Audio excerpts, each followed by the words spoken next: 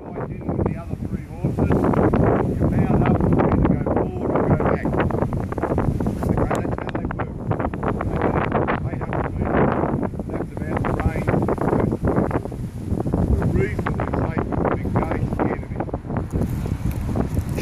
At Beersheba, that was the plan. To ride in, stop at 800 metres, dismount and attack the trenches on foot as infantry. The horses got going and they wouldn't stop. They couldn't pull them up. And there's a point along the way, along the plain, where your artillery is firing from here and your artillery shot is straight, dark.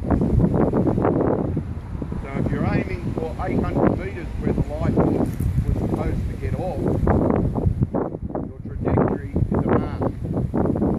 Same with rifle bullets, but not quite as steep. You'll aim at 800 metres, but at 50 or 100 metres or 200 metres, it will go over their head. So, the Turks are there, the German advisors and the German troops. They look out and they say, huh, they're going to have a charge. Who's charging? Oh, the Lighthorse. The feathers in the hat. The Australian Lighthorse.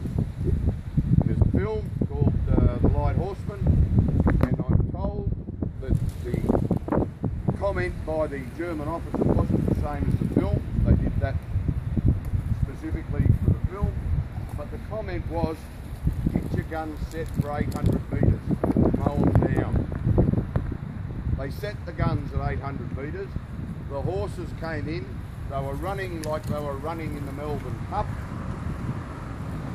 They ran through along the battlefield, 800 metres direct fire, ordered on the side by other troops, but 800 horsemen faced those bullets with probably the certain risk of death. Machine guns had not been used in that sort of a charge before. They've been used in France on cavalry, but not with Lighthorse. They charged. They got to a point where they tried to pull up the horses, they couldn't stop the horses. So they rode under the guns, as they call it.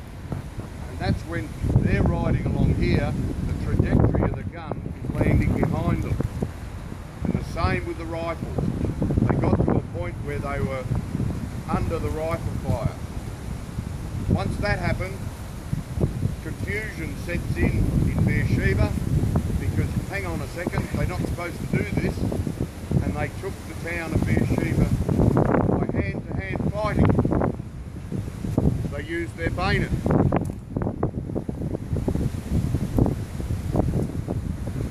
Because at the time, that is the infantryman's weapon. Okay? They were not issued handguns, only the officers and seniors were issued handguns. So they drew their bayonets. The reason they drew their bayonets was because their rifles were slung across their back. They did not have the rifle buttons. On the other side.